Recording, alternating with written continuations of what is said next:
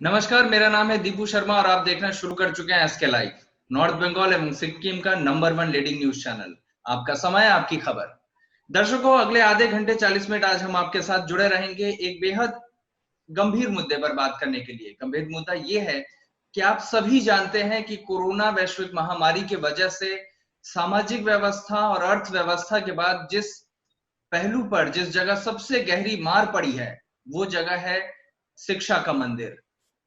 जी हाँ, पठन पाठन के ऊपर बहुत बड़ा प्रभाव पड़ा इस कोरोना महामारी का। और लगातार अब ऐसी बातचीत चल रही है कि ऑनलाइन यानी कि ई लर्निंग के माध्यम से, ऑनलाइन स्टडीज के माध्यम से बच्चों तक, विद्यार्थियों तक वो जो विद्या पहुंचाई जाती थी उसको पहुंचाया जाएगा। लेकिन लगातार ऐसे सवाल भी उठ रहे हैं कि आखिर ये व्यवस्था कितनी सही है, इस व्यवस्था से जो आउटपुट आएगा वो कितना सही आ सकता है। ऐसे ही विभिन्न विषयों को लेकर आज हम यहाँ पे जुड़े हैं। हमारे साथ विद्वान मंडली है। हमने स्टूडेंट्स को भी बुलाया ताकि उनकी जो समस्या है, प्रैक्टिकली जो समस्या है, उस समस्या को हम सुन सकें, समझ सकें। और आज मैं ये पहले ही बता दूं दर्शकों को कि हम सिर्फ ज्ञान की तरफ नहीं बल्कि एक समाधान की तरफ जाएंगे। और इसलिए हमने ये जो पैनल है आज का, ये जो डिस्कशन है, इस डिस्कशन को 2 सत्र में रखने की बात सोची है। आज ये पहला सत्र है। सबसे पहले मैं अपने मेहमानों का परिचय करवा दूं। हमारे साथ इस वक्त हैं डॉक्टर अमल राय, जो सोशियोलॉजी डिपार्टमेंट के अध्यक्ष हैं सिलीगुड़ी महाविद्यालय के। साथ ही हमारे साथ हिंदी विभाग के अध्यक्ष डॉक्टर अजय कुमार साव जी हैं। सर, आपका स्वागत है। नमस्कार। साथ ही हमारे साथ ICSSR यानी कि Indian council for social sciences and research के पोस्ट डॉक्टरेट फेलो और DU के मिरांडा कॉलेज के फैकल्टी जहीदुल दीवान साहब भी हैं। दीवान साहब, नमस्कार। नमस्कार। और इसके साथ हमारे साथ छात्र यहाँ पे जुड़े हुए हैं, सौजन्य साहा जी और नेहा मजुमदार जी। आप सभी का स्वागत है। तो अब बिना किसी देर के हम सीधे बढ़ते हैं और सीधे आज का जो पहला सवाल है, मैं अजय जी आपसे जानना चाहूंगा। अजय जी, कोविड-19 ने जारी शिक्षा पद्धति को किस तरह से बाधित किया है? सबसे पहले तो आप ये समझाएं। और वर्तमान जो स्थिति है शिक्षा पद्धति में, वो किस तरफ जा रही, किस तरफ ले जा रही है, इस पे आप थोड़ा दृष्टिपात करवाएं दर्शकों का। बिल्कुल, यह एक मूलभूत प्रश्न है इस दिशा में। पहली बात तो यह कि इस महामारी के कारण जो लॉकडाउन लाया गया, उसके कारण विद्यार्थियों के मन में ऐसा लगा कि अचानक अनिश्चित काल के लिए जैसे छुट्टी मिल गई हो। तो जो फ्लो बना हुआ था परीक्षा की दृष्टि से विद्यार्थियों के साथ, वह फ्लो बाधित हुआ सबसे पहले। दूसरी बात यह रही कि धीरे धीरे जैसे जैसे समय आगे बढ़ा, हमारे पास ऑनलाइन या ई लर्निंग के अलावा और कोई समाधान नहीं दिखा। शिक्षण संस्थानों को, विशेषकर मैं कहना चाहूंगा कॉलेज हो या विश्वविद्यालय, उनके चाहे कोई भी विभाग हो, उनका कोई भी प्रशासनिक क्षेत्र हो, वहां से अचानक ऑफलाइन टीचिंग लर्निंग प्रोसेस से अचानक ऑनलाइन टीचिंग लर्निंग प्रोसेस में प्रवेश करने की मानसिक तैयारी बिल्कुल ही नहीं रही। परिणाम यह है कि आज भी महाविद्यालय के स्तर पर, जहां तक मेरी जानकारी है,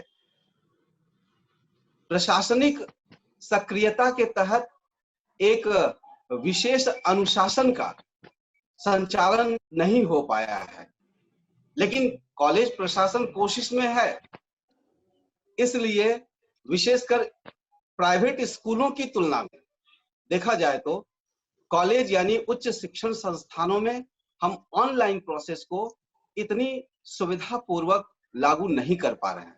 लेकिन मैं बधाई देना चाहूंगा कि अपने शिक्षक बंधुओं को कि वे व्यक्तिगत प्रयास और रुचि के साथ इस दिशा में तरह तरह के ऐप के द्वारा विद्यार्थियों से जुड़ रहे हैं और विद्यार्थी भी जुड़ रहे हैं। आज ही मेरे साथ कई विद्यार्थी जुड़े। इसलिए यह जो एक व्यवस्थित रूप से टीचिंग लर्निंग चल रहा था, वह बाधित हुआ और ऑनलाइन के लिए हम पूरी तरह से तैयार नहीं है। इसमें बहुत बड़ी दिक्कत आई है टेक्नोलॉजी की। कितने शिक्षक और विद्यार्थी ऑनलाइन प्रोसेस से यूज्ड टू है, अभ्यस्त है, बहुत कम। और ऐसी स्थिति में बात आती है कि हम कनेक्ट नहीं हो पा रहे, दूसरों नेट का प्रॉब्लम, संसाधनों का प्रॉब्लम रहता ही है, लेकिन अपनी इच्छा शक्ति यदि होती भी है तो इस नॉलेज के कारण, नॉलेज के अभाव के कारण हम आगे नहीं बढ़ पा रहे हैं। इसलिए हम विद्यार्थियों से जिस स्तर तक जुड़ सकते थे उसमें दिक्कतें आ रही है। तीसरी बात कि ऑनलाइन के लिए घर का परिवेश, चाहे शिक्षक का हो या विद्यार्थी का हो, अभी अनुकूल नहीं बन पाया है। हमने ऑफलाइन टीचिंग लर्निंग में शिक्षण संस्थानों में इंफ्रास्ट्रक्चर पर जोर दिया, पूरी तरह से जोर दिया, लेकिन इस तरफ हमने सोचा नहीं था, इसलिए इसका एक अभाव हमें अवश्य ही खल रहा है।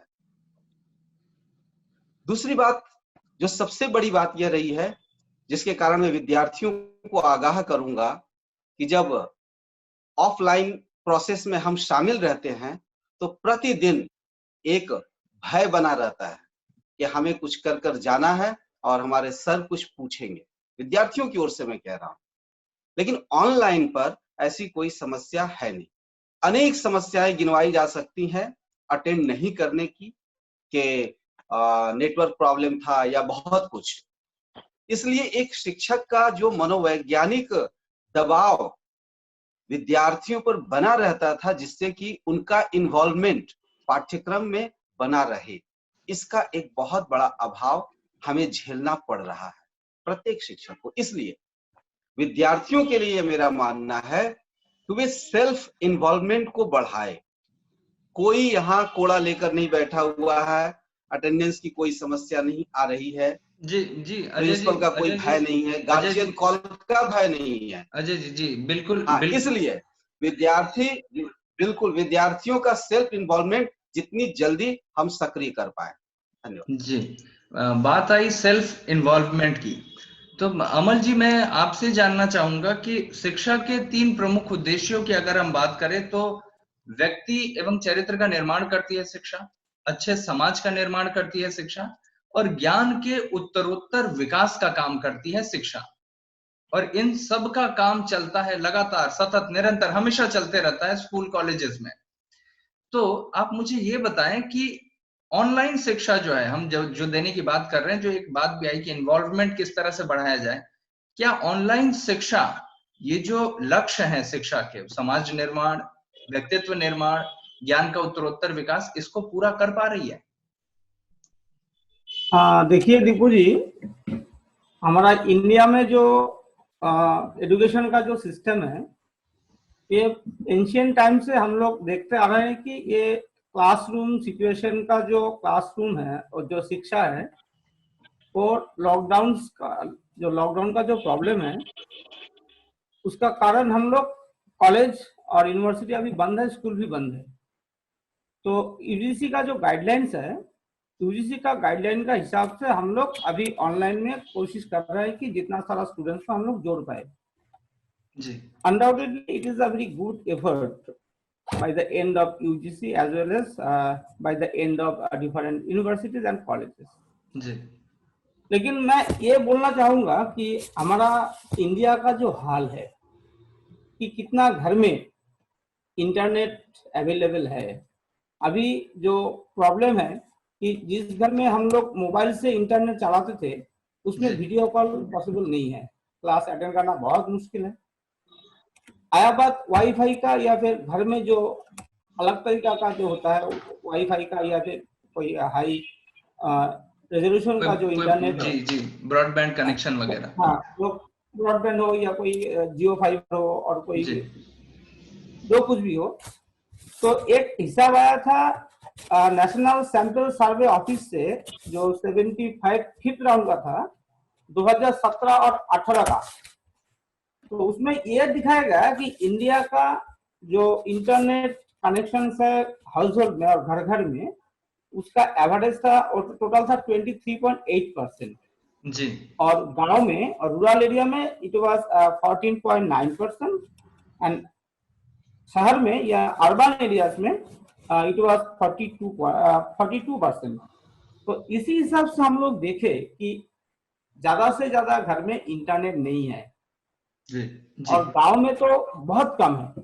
तो जो स्टूडेंट्स अभी गांव में है, गांव से है, क्योंकि अभी स्कूल और कॉलेजेस बंद है, तो घर में रहकर वो लोग जितना भी कोशिश करे तो ऑनलाइन आना उन लोगों के लिए बहुत मुश्किल है, जिसका पास है। और जिसका पास नहीं है नहीं, उसका तो ये तो बिल्कुल बात है, ये बिल्कुल सही बात है अमल जी, डॉक्टर साहब ये बिल्कुल सही बात है। लेकिन आप ये देखें कि मेरा सवाल ये है कि शिक्षा के जो मूलभूत उद्देश्य हैं, चरित्र का निर्माण करना, व्यक्ति का निर्माण करना, अच्छे एक समाज का निर्माण करना और उसके बाद ज्ञान का उत्तरोत्तर विकास लगातार करते रहना, ऑनलाइन शिक्षा क्या इन बुनियादी लक्ष्यों को, इन बुनियादी जरूरतों को पूरा कर पा रही है शिक्षा के? ये तो पॉसिबल नहीं है मेरा हिसाब से, क्योंकि जी हमारा जो फेस टू फेस जो क्लासेस है, जी जो ट्रेडिशनल जो क्लासेस है, उसका हिसाब से हम लोग जो जितना आप लोग जो आपने जो बात कही अभी, वो जी तो पॉसिबल नहीं है, क्योंकि वो फेस टू फेस जो क्लासेस है और क्लासेस का कोई विकल्प अभी मुझे तो नहीं दिख रहा है। लेकिन हाँ, जो बड़ा बड़ा सिटीज है और टाउन जो अर्बन एरियाज है, वहाँ तो अगर हम लोग कोशिश करें तो वो कुछ हद तक ये हम लोग फायदा मिल सकता है हम लोगों को। लेकिन अब लोग करें कि हम लोग जो बिहेवियरल जो हम लोग का एस्पेक्ट्स है कि हम लोग जी स्टूडेंट्स को जो फेस टू फेस देखते हैं, जी तो स्टूडेंट्स के साथ हमारा जो बातचीत है, जो इंटरेक्शन है, वो तो ऑनलाइन में उतना सारा पॉसिबल नहीं है। जी बिल्कुल तो बिल्कुल बिल्कुल बिल्कुल अमल जी, बिल्कुल डॉक्टर साहब। जहीदुल साहब, मैं आपके पास आना चाहूंगा। ये एक बड़ी अच्छी बात इस वक्त आई है कि जो इंटरेक्शंस हैं वो पहले की तरह नहीं है, तो कहीं ना कहीं जो अवस्था है वो बदल रही है। अब अवस्था के हिसाब से ही व्यवस्था करने की जरूरत है। ऐसे में मैं आपसे जानना चाहूंगा कि ये जो ई लर्निंग है, ये विद्यार्थियों की तरफ से भी किस तरह की प्रतिबद्धता और ध्यान देने की क्षमता की मांग रखती है? क्योंकि आप लगातार, मैं अपने दर्शकों को भी बता दूं कि जहीदुल साहब जो है वो लगातार अलग अलग विषयों को लेकर लगातार फेसबुक के माध्यम से लोगों के जो विचार हैं, प्रोफेसर्स के, विद्वानों के, उनके विचारों को फेसबुक के माध्यम से लगातार लोगों से जोड़ने की एक कोशिश कर रहे हैं, सोच संवाद के माध्यम से। अब हम ये जान लें आपसे कि आप हमें बस यही बताएं कि ई लर्निंग में किस तरह की प्रतिबद्धता और ध्यान देने की क्षमता की जरूरत है, दीवान जी साहब। दीपू जी, मैं एक बात सबसे पहले आपको बताना चाहूंगा कि जो ऑनलाइन एजुकेशन है वो कोई नई बात नहीं है। ऑनलाइन एजुकेशन पूरी दुनिया में बहुत पहले से ही चल रही थी और आगे भी चलेगी। लेकिन जिस तरह से कोरोना महामारी की वजह से अचानक से भारत में ऑनलाइन एजुकेशन सिस्टम को, ऑनलाइन जो शिक्षण पद्धति है उसको लागू करना पड़ा, जी वो एक उसके लिए हमारा जो समाज है, हमारे जो विद्यार्थी समाज है, बल्कि आप कह सकते हैं कि जो हमारे एकेडमिक कम्युनिटी जो है उसके लिए तैयार नहीं थी। अब ये समझिए कि भारत एक डेवलपिंग कंट्री है। इस कंट्री में इंटरनेट की जो क्रांति है जिसको हम कहते हैं, अभी जी हमारे पास 4G है। जियो के आने के बाद इंटरनेट की एक छोटी सी क्रांति हमारी हुई है। 4G है जिसके पास मतलब कुछ लोगों के पास या ज्यादातर लोगों के पास जो 4G इंटरनेट है उसके माध्यम से विद्यार्थी हो या आम जनता हो उससे कनेक्टेड है। लेकिन अचानक से जब मैं थोड़ी सी ये फोकस करना चाहूंगा कि जो ये जो कोविड-19 का जो पैंडेमिक है इसका क्या असर हुआ। अब जी जैसे कि विद्यार्थियों के तरफ से जो शिकायत आ रहे हैं, अधिकतर शिकायत, क्योंकि मैं भी कॉलेज में पढ़ाता हूँ और जब मैं ऑनलाइन क्लास लेता हूँ तो विद्यार्थियों से यही फीडबैक आता है कि सर इंटरनेट कनेक्शन हमारा ठीक नहीं है, बिल्कुल भी सुनाई नहीं देती आवाज, और जो भी मटेरियल हम कॉलेज के वेबसाइट पे अपलोड कर रहे हैं जी वो वहां से वो डाउनलोड नहीं कर पा रहे उसको। ठीक है। या जी फिर ऐसा हो रहा है कि इतने सारे पीडीएफ मटेरियल उनके पास आ गया है जो कि पढ़ना उनके लिए संभव नहीं हो पा रहे, तो वो हर बार अपनी असमर्थता उससे व्यक्त करते हैं। तो कुल मिला के ये कहा जा सकता है कि ऑनलाइन एजुकेशन सिस्टम को विद्यार्थियों के लिए भी सुगम बनाना है, अध्यापकों के लिए भी सुगम बनाना है, लेकिन सुगम बनाने के लिए एक तैयारी की जरूरत है।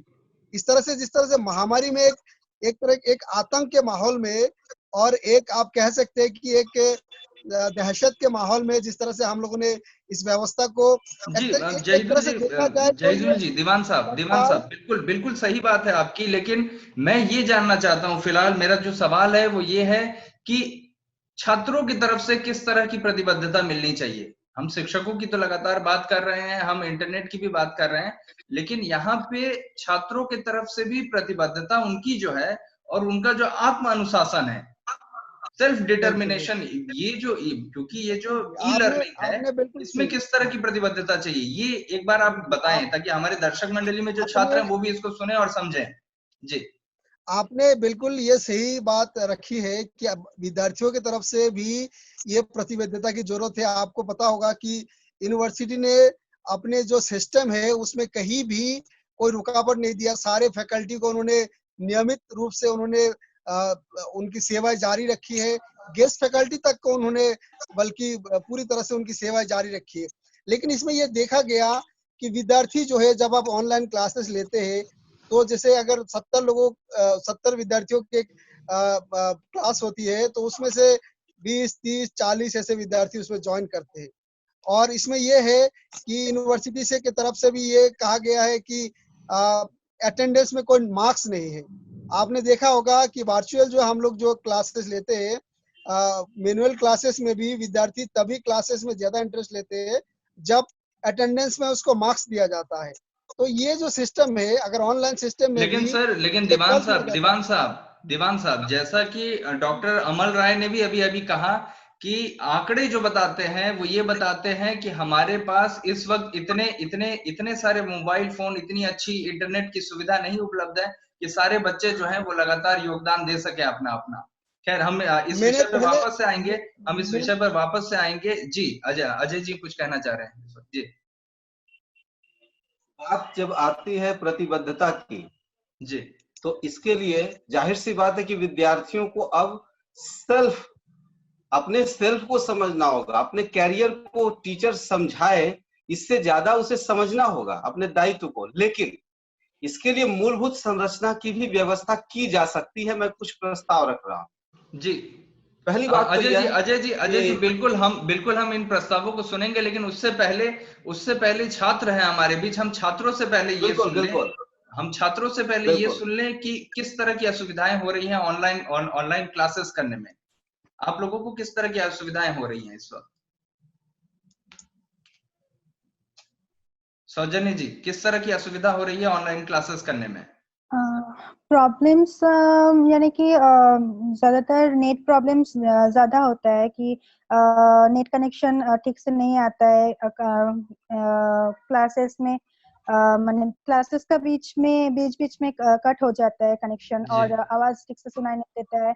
इस तरह का प्रॉब्लम दिखा देता है। और जैसे कि कॉलेज में हम लोग एक बोर्ड वर्क में माने ज्यादा बोर्ड वर्क करने से जो मिलता था वो ऑनलाइन क्लास में वो समझ में थोड़ा सा दिक्कत आता है थोड़ा में जी।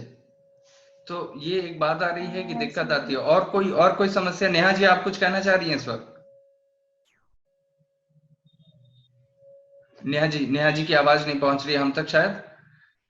मैं वापस से, हाँ डॉक्टर साहब, डॉक्टर अजय जी, आप कुछ कह रहे थे प्रस्तावों के बारे में, लेकिन उससे पहले एक बात हम लोग यहाँ पे और जोड़ दें। जो बात आई कि बच्चे जो है मानसिक रूप से भी इस वक्त तनाव में है। फिलहाल एक शोध के हिसाब से ये पता चला है कि जो उच्च शिक्षा के बच्चे हैं उनमें ADHD यानी कि attention deficit hyper activity disorder दिखाई दे रहा है। यानी कि उन अटेंशन जब वो देना चाह रहे हैं, किसी भी चीज में ध्यान देना चाह रहे हैं, तो ठीक तरह से ध्यान नहीं दे पा रहे हैं। तो ये एक बात आ रही है इस वक्त और ये बड़ी बात है। इस पे हम आगे आएंगे, लेकिन उससे पहले हम अजय जी से सुन ले क्या सुझाव आ रहे थे। बिल्कुल, जिसको आपने रखा उस पर बात हम करेंगे जी। मेरा एक प्रस्ताव है कि यदि प्राइवेट कंपनियां टोल फ्री नंबर का इस्तेमाल कर सकती है ताकि ग्राहक आसानी से उन तक पहुंच पाए। टोल फ्री नंबर का मैं कह रहा हूं, तो क्या शिक्षण संस्थानों से नेट की ऐसी कोई व्यवस्था नहीं की जा सकती कि विभाग दर विभाग शिक्षक विद्यार्थियों के संपर्क में आए और विद्यार्थी भी जुड़े? तो यदि शिक्षण संस्थान ऐसी इच्छा शक्ति रखे कि हम शिक्षक और विद्यार्थियों के लिए मुफ्त या सुविधाजनक ढंग से हम नेट उपलब्ध कराएं, और इस दिशा में चूंकि अकेले की बात नहीं है, तो सरकार का भी सहयोग चाहिए, चाहे वह राज्य सरकार हो या केंद्र सरकार। तो टोल फ्री नंबर की तरह इंटरनेट की व्यवस्था करवाई जाए। दूसरी बात, सबसे ज्यादा जो प्रभाव पड़ा है कि एक तरफ जिसे हम अटेंडेंस की बात करते हैं या विद्यार्थियों की प्रतिबद्धता की बात करते हैं, तो एक तो व्यवस्था करने के लिए सरकार मजबूर है कि हम प्रोमोट कर दें अगले सेमेस्टर में। जब प्रोमोट हम कर दे रहे हैं तो फिर अटेंडेंस की कोई जरूरत पड़ नहीं रही है, अटेंडेंस का कोई दबाव है नहीं, इसलिए विद्यार्थियों को खुद अब जागरूक बनना पड़ेगा। और इससे भी खतरनाक बात क्या है, क्योंकि यह बात सिर्फ और सिर्फ शिक्षक और विद्यार्थी या शिक्षण संस्थान तक नहीं है। जब आज के समय में ऑनलाइन शिक्षा व्यवस्था की बात हमारी अनिवार्यता बनने जा रही है, तो इलेक्ट्रॉनिक गुड्स, स्मार्टफोन, टैब, कम से कम इन दोनों पर से, उसके बाद नेट की सुविधा, इन तीनों को सस्ता करने की जरूरत है। स्मार्टफोन सस्ते रहेंगे तब तो एक घर में 3 बच्चे हैं तो तीनों इस्तेमाल कर सकते हैं, अन्यथा बहुत मुश्किल है। उस पर से जीएसटी जो लगा दी गई है कि सरकार की भी अपनी लूट है, कंपनियां भी लूट रही हैं। अब ऐसी स्थिति में शिक्षक और विद्यार्थियों का कनेक्शन जिस तरह से बहुत तीव्रता को प्राप्त हो सकता है, उसमें एक बाधा जरूर पड़ रही है। इसलिए शिक्षण संस्थान टोल फ्री नंबर की तरह नेट उपलब्ध कराए, विद्यार्थी अटेंडेंस के दबाव के बिना खुद आगे बढ़े, और तीसरा है कि जीएसटी जैसी जो पॉलिसी सरकार लगा रही है फिलहाल, जब तक कोरोना का कहर है, इसे कम करे, अन्यथा अरुचि बढ़ेगी विद्यार्थियों में। ये 3 बातें बहुत जरूरी। जी जी, बिल्कुल बिल्कुल अजय जी, आपने बिल्कुल सही बात कही है। जी बिल्कुल सही बात कही आपने अजय जी। और अमल जी, मैं जानना चाहूंगा कि ये जो बात आई है इस वक्त कि नेट की व्यवस्था की जा सकती है या नहीं, ये क्या संभव है? इस तरह की व्यवस्था क्या की जा सकती है, डॉक्टर अमल राय? मैं अजय जी को थैंक यू देना चाहता हूं कि उन्होंने जो बात रखा है अभी कि सेंट्रल गवर्नमेंट हो या स्टेट गवर्नमेंट हो, उसी का तरफ से कोई स्टेप लिया जाए तो अच्छा है। लेकिन मेरा जो कहना है कि इंटरनेट यूज करने के लिए कोई आइडियल सिचुएशन होना चाहिए जी। एक हाई स्पीड इंटरनेट होना चाहिए और सबके पास अच्छा सिग्नल होना चाहिए, और एक अच्छा सा एंड्रॉइड फोन या तो लैपटॉप हो या फिर डेस्कटॉप हो, ये होना चाहिए जी। लेकिन हमारा जो स्टैटिस्टिक्स है उसी हिसाब से हम देखें कि जो सारा स्टूडेंट गांव से आ रहा है या तो टाउन से आ रहा है, लेकिन सब गांव में या तो शहर में इंटरनेट का प्रॉब्लम बहुत सारा है, 4G स्पीड तो नहीं है जी। यहाँ ये सिलीगुड़ी में आप देखें बहुत सारा एरियाज है वह 4G का जो स्पीड होना चाहिए वो नहीं है। तो जो आइडियल सिचुएशन होना चाहिए वो आइडियल सिचुएशन इस वक्त हमारे पास तो नहीं है। जी बिल्कुल। अगर टेम्पोररी हिसाब से हम लोग स्टूडेंट्स को एक नया हिसाब से ऑनलाइन क्लासेस को लिए हैबिट करे, तो उसका इंफ्रास्ट्रक्चर बनाने के लिए सेंट्रल गवर्नमेंट हो, स्टेट गवर्नमेंट हो, कॉलेज हो या यूनिवर्सिटी हो, सबको सोचना चाहिए कि ऐसा कोई मुसीबत आ जाए तो हम लोगों को क्या करना चाहिए। और ये तो आप पर्सनली नहीं कर सकते, कॉलेज भी पर्सनली नहीं कर सकता है, यूनिवर्सिटीज भी। अगर कोई कर सकता है तो वह स्टेट गवर्नमेंट या तो सेंट्रल गवर्नमेंट, इन लोगों को अगर कोई सिस्टम डेवलप करे कि हाँ हर स्टूडेंट्स को ये सुविधा मिल सकता है तो ये पॉसिबल है, अदरवाइज तो नहीं है मेरा हिसाब से। जी, तो सर का कहना है, अमल जी का कहना है कि जब तक सरकार इस तरफ कोई पहल नहीं करती तब तक व्यक्तिगत रूप से सिर्फ पहल करके अकेला चना भाड़ नहीं फोड़ता, लेकिन धीरे धीरे कोशिश करने की जरूरत है, तभी शायद किसी ना किसी मुकाम पे हम पहुंच सके। मैं दीवान साहब जी, मैं आपके पास आना चाहूंगा इस वक्त, और मैं आपसे ये जानना चाहूंगा कि ये जो बात है कि इस वक्त हमारे पास फेवरेबल कंडीशंस नहीं है, इस तरह के कंडीशन नहीं है कि हम अच्छी तरह से ई लर्निंग को प्रोसेस में ला सके, लेकिन इसके बावजूद भी हमारे पास जो है और जैसा है हमें उसी में आगे बढ़ना है। तो क्या क्या संभावनाएं दिखती हैं और किन किन बिंदुओं को जल्दी से आप बताएं कि किन किन बिंदुओं पर ध्यान देके हम ई लर्निंग की तरफ आगे बढ़ सकते हैं। जी सर, जैसे कि मैंने पहले भी बताया था कि ये जो व्यवस्था अभी चल रही है ऑनलाइन एजुकेशन सिस्टम, जी ये तत्काल कोरोना काल के लिए ही किया गया है। जी ऐसी कोई ये परमानेंट ये कोई स्थायी व्यवस्था नहीं है कि सरकार की वैसी कोई योजना भी नहीं है।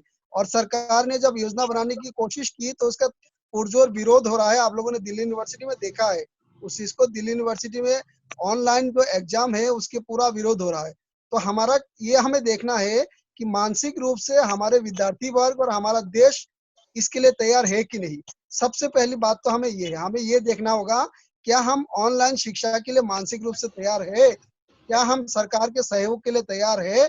सरकार तैयार है, सरकार आगे इसको करना चाहती है, लेकिन जनता उसके लिए पूरी तरह से तैयार है कि नहीं, इस पर हमें सोचना है। और जहां तक कि एक बात और जोड़ दूंगा साथ में, कि ऑनलाइन एजुकेशन सिस्टम के लिए हमारे देश में, आपको जैसे पता होगा कि हमारा देश सबसे बड़ी व्यवस्था हमारे देश के पास है। इग्नू के बारे में आप जानते हैं, इग्नू जी दुनिया के सबसे बड़ी यूनिवर्सिटी है, जो कि ऑनलाइन इनके पास सैटेलाइट है, सैटेलाइट के माध्यम से ये करती है। और ईपीजी पाठशाला हो या आपका जो नमस्ते बेटा ऐप हो, या इस तरह की कितने भी सारे चीजें हैं जो पहले से ही हमारे देश में काम कर रहे हैं बिल्कुल ऑनलाइन बिल्कुल, एजुकेशन को स्वयं लेकर। प्रभा चैनल हो या ऐसी बड़ी सारी चीजें हैं जो लगातार इस वक्त जो है लोगों बिल्कुल। तक लर्निंग ई लर्निंग को पहुंचा रही है। मैं इस वक्त अजय जी से एक चीज जानना चाहूंगा, एक बात जानना चाहूंगा जो इस वक्त दीवान साहब ने कहा। दीवान साहब ने एक बात कही कि ये भी देखने की जरूरत है कि क्या जो छात्र हैं वो तैयार हैं ऑनलाइन लर्निंग के लिए, ऑनलाइन एडुकेशन के लिए। ये एक इस वक्त सवाल उठ के आ रहा है, तो मैं ये जानना चाहूंगा अजय जी, क्योंकि ऑनलाइन जो लर्निंग है, ई लर्निंग, इसका इतिहास बहुत पुराना है। 1880 से ही ई लर्निंग शुरू हो गई थी, अलग अलग तरीके से। तब इंटरनेट नहीं था, लेकिन तब पार्सल के माध्यम से लोगों के पास चीजें पहुंचाई जाती थी और वही ऑनलाइन लर्निंग के हिसाब से ट्रीट किया जाता था। तो क्या असुविधा आ रही है छात्रों को? कहाँ असुविधा आ रही है? अगर इसको हम प्रॉपर वे में भी लाना चाहें तो छात्रों को कहाँ असुविधा फील हो रही है, महसूस हो रही है? अजय जी। जहां तक मेरी बात है तो मैं अपने अनुभव से इस दिशा में कुछ रोशनी डालना चाहूंगा जी कि आज लॉकडाउन का दौर है और ऑनलाइन पर हमारी आस्था किसी भी तरह से बनी रहे, हम कोशिश कर रहे हैं। लेकिन आश्चर्य नहीं, मेरे लिए सुखद अनुभव है कि मैं पिछले कई साल से कक्षा में मैं कहता हूं विद्यार्थियों को कि वे मोबाइल ऑन करें और उसी समय गूगल से हो, गद्यकोश से हो, हिंदी समय .com से हो, इस तरह के बहुत सारे संसाधन हमारे पास है अवेलेबल। वहां से वे बच्चे मटेरियल निकाल रहे हैं और पढ़ रहे हैं। तो ये कोई नई बात नहीं है, बस जरूरत है कि इस हैबिट को और भी हम अधिक डेवलप करें। तो मैं समझता हूं कि यदि हम बैठे बैठे कर सकते हैं, और मैं एक सुखद अनुभव बताऊं, जब मैंने बच्चों के, विद्यार्थियों के अभिभावक के साथ बैठक की थी और मैंने उस बैठक में कहा खुले तौर पर कि बच्चों को स्मार्टफोन दीजिए, वे गलत करेंगे हो सकता है, लेकिन आप वॉच रखिए, लेकिन कुछ तो अच्छा कर सकते हैं। ठीक दूसरे दिन मेरी एक छात्रा को उसके पिताजी ने एक स्मार्टफोन खरीद कर दिया।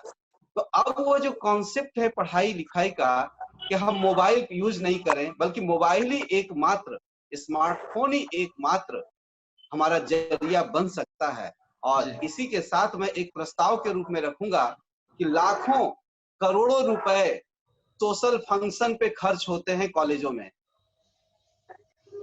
लाखों रुपए एक साल में खर्च होते हैं। ये हर कोई कॉलेज का टीचर जानता है, मेरे साथी डॉक्टर अमल राय भी जानते हैं। क्या यूनियन वाले 3 से 4 साल तक सोशल एक्टिविटीज नहीं करें, सोशल प्रोग्राम ना करें, और उस पैसे से यदि कोशिश करें कि टैब खरीदे विद्यार्थियों के लिए, टैब उपलब्ध कराए, क्योंकि सरकारी महाविद्यालयों से हम लोग जुड़े हुए हैं, प्राइवेट महाविद्यालय में नहीं है। तो बच्चों के पास जहां मोबाइल, स्मार्टफोन भी उपलब्ध नहीं होते हैं कईयों के पास, वहां हम कैसी कल्पना कर सकते हैं। तो ये जो हैबिट है डेवलप करने की, मोबाइल से हमारा फिजिकल स्टेटस भी, फिजिकल प्रॉब्लम भी आ सकते हैं, लेकिन टैब में कुछ सुविधा रहेगी। इसलिए यह कह देना कि सारा का सारा सेंट्रल गवर्नमेंट करे, जरूर करे। सेंट्रल गवर्नमेंट के पास स्टेट गवर्नमेंट एक प्रोजेक्ट भेजे, उसके लिए कितना खर्च पड़ेगा उसका हिसाब लगाकर भेजे, और वहां से लेकर के फिर कॉलेजों के पास पहुंचाए, तभी एकमात्र उपाय है इसको आगे हम बढ़ा सकते हैं इमीडिएट। लेकिन ये चूंकि अनंत कथा यदि बन जाए तब तो जी। बहुत मुश्किल वाली बात है। और एक छात्रा ने जो बात उठाई थी बोर्ड वर्क, जी ये बोर्ड वर्क के बारे में मैं खास करके एक सुझाव रखना चाहूंगा कि जी सच है कि हम बोर्ड वर्क नहीं कर पा रहे हैं क्योंकि हम टेक्नोलॉजी से भी अवगत नहीं है, धीरे धीरे हो जी जाएंगे। जी लेकिन ये एक जरूरत इस बहुत बात की है कि जी अजय विश्वविद्यालय जी के स्तर पर मैं अंतिम प्रस्ताव रख रहा हूँ, विश्वविद्यालय के स्तर पर पाठ्यक्रम की तैयारी शिक्षक बंधु मिलकर आपस में करें। यदि बोर्ड ऑफ स्टडीज है तो बोर्ड ऑफ स्टडीज का काम सिर्फ क्वेश्चन पेपर बनाना और पाठ्यक्रम बनाना अब नहीं रह जाएगा, बल्कि स्टडी मटेरियल तैयार करवाना भी उनका काम रहेगा विश्वविद्यालय के हिसाब से। जी बिल्कुल बिल्कुल सही बात कही आपने अजय जी। मैं क्योंकि आज का सत्र जो है, आज का सत्र हमें समाप्त भी करना है इस परिचर्चा का, मैं अंतिम जो प्रतिक्रिया है अमल जी, डॉक्टर अमल राय आपसे लेना चाहूंगा। मैं जानना चाहूंगा सर कि ये एक बड़ी बात आई है इस वक्त सामने कि हम छात्रों को प्रतिबद्ध करें, छात्रों में आत्म अनुशासन पैदा हो, लेकिन इसके साथ साथ एक बड़ा मुद्दा इस वक्त ये भी आ रहा है कि किसी विषय का जानकार, किसी विषय का शिक्षक, किसी विषय का विद्वान डिजिटलाइज हो ये जरूरी नहीं है। तो किसी विषय के जानकार को, किसी विषय के शिक्षक को हम डिजिटल बनाएं, इसके लिए किस तरह की पहल की जा रही है या आगे की जानी चाहिए, ये आप बताएं हमारे दर्शकों को।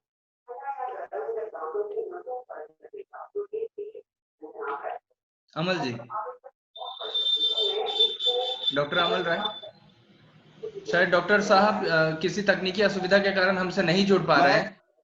मैं अपने शिक्षक साथियों से और कॉलेज के प्रशासन से एक दरखास्त करना चाहता हूं, जो बहुत सुविधाजनक हो गया है आज, जहां तक संभव है जी कि हम एक फैकल्टी एक्सचेंज प्रोग्राम करवाते हैं कि जी हमारे कॉलेज के शिक्षक दूसरे कॉलेज के यहाँ जाए और वहां के शिक्षक हमारे यहाँ आए। लेकिन जी आज जितनी भी सुविधाएं संसाधन उपलब्ध है ऑनलाइन, हम अधिक से अधिक यदि अपरिचित चेहरे को सामने लाए बच्चों के सामने एक शिक्षक के रूप में, तो जी एक अट्रैक्शन बना रहेगा और लगेगा कि एक नए शिक्षक हमारे बीच आ रहे हैं, वे क्या कहेंगे। तो इस अट्रैक्शन, इस आकर्षण, उत्सुकता के कारण भी विद्यार्थी इसमें रुचि लेंगे और उनका इन्वॉल्वमेंट बढ़ेगा। जैसे वेबिनार हो सकता है राष्ट्रीय बिल्कुल अंतर्राष्ट्रीय स्तर बिल्कुल पर, बिल्कुल अजय जी, हमारे अजय दीवान जी जी कर बिल्कुल रहे हैं। बिल्कुल अजय जी, तो आपकी इस बात मैं हिसाब समझ से पा हम रहा हूं और मैं ये उम्मीद करता हूं कि हमारे माध्यम से ये बातें जहां तक पहुंचनी चाहिए शायद वो पहुंचे। लेकिन मेरा जो सवाल मैंने अमल जी से कहा वो किसी वजह से नहीं जुड़ पा रहे थे, इस वक्त वो वापस से जुड़े हैं। अमल जी, मैं आपसे वापस से वही सवाल जानना, उसी सवाल का जवाब जानना चाहूंगा कि शिक्षकों को डिजिटलाइज किया जाए, डिजिटल दुनिया से शिक्षक ज्यादा से ज्यादा जुड़े, क्योंकि ऐसा बहुत बार आजकल देखने को मिल रहा है। कई सारे विद्यार्थियों से मेरी बात हुई तो उन्होंने बताया कि हमारे जो शिक्षक हैं वो डिजिटल दुनिया के साथ बहुत ज्यादा जुड़ाव नहीं रखते, बहुत कंफर्टेबल नहीं है उसके साथ। तो इसके लिए कोई पहल हो रही है या होनी चाहिए, इस दिशा में एक मार्गदर्शन करें। अंतिम प्रतिक्रिया है ये जी। अभी तक तो यूनिवर्सिटीज में ऐसा शुरू नहीं हुआ है, लेकिन ये क्राइसिस के लिए हम लोग को तैयार होना चाहिए। तो यूनिवर्सिटीज को इस हिसाब से सिस्टम को डेवलप करना है कि हाँ, हम लोग कैसे टीचर्स लोगों को पहले डिजिटलाइज करें। लेकिन जितना सारा कॉलेजेस है वो कॉलेजेस में ये फैसिलिटीज नहीं है, स्मार्ट क्लासरूम नहीं है, डिजिटल क्लासरूम नहीं है जी इवन ऐसा बहुत सारा कॉलेजेस है जो नेट मिलना उन लोगों को बहुत मुश्किल है। तो इसी ये जो प्रॉब्लम है इसको सुलझाने के लिए यूनिवर्सिटीज को या तो गवर्नमेंट को, मेरे हिसाब से यूजीसी को आगे आना चाहिए। स्पेशल उन लोगों का बहुत सारा प्रोग्राम्स होते हैं कि कैसे हम लोग जितना सारा कॉलेजेस है इस कॉलेजेस को डिजिटलाइज करें, शिक्षकों को ये जो सिस्टम है इसको प्रोवाइड करें। तो यूजीसी को सबसे आगे आना चाहिए कि हाँ कैसे वो लोग डेवलप करें। नहीं तो स्टेट गवर्नमेंट का जो हिसाब है, जितना सारा कॉलेजेस है, इस कॉलेजेस का जो इंफ्रास्ट्रक्चर है इसमें तो ये पॉसिबल नहीं है, लेकिन सोचना चाहिए अभी। जी धन्यवाद डॉक्टर अमल राय जी। और क्योंकि आज का सत्र हमें समाप्त करना है, समय की अपनी सीमा है, तो मैं सबसे पहले तो आप सभी को धन्यवाद देना चाहूंगा और अपने दर्शकों को ये बताना चाहूंगा कि फिलहाल जो वक्त है, फिलहाल जो दौर है, हमें सिर्फ ज्ञान की नहीं बल्कि समाधान की भी जरूरत है। और हम समाधान की तरफ आगे बढ़ पाए तभी मैं समझता हूँ कि कोई परिचर्चा, कोई पैनल जो है वो सार्थक हो पाएगा। इतना ही कह के हम अब अगले सत्र में कई और समाधानों के साथ आएंगे, कई और विद्वानों को जोड़ेंगे, जिससे कि लगातार बड़े पैमाने पर समाधान की ओर हम मुखर हो सके, बढ़ सके। तब तक डॉक्टर जहीदुल दीवान साहब, अजय कुमार साहू जी, डॉक्टर अमल राय जी और छात्रों, आप सभी का धन्यवाद आज हमसे जुड़ने के लिए। धन्यवाद, नमस्कार।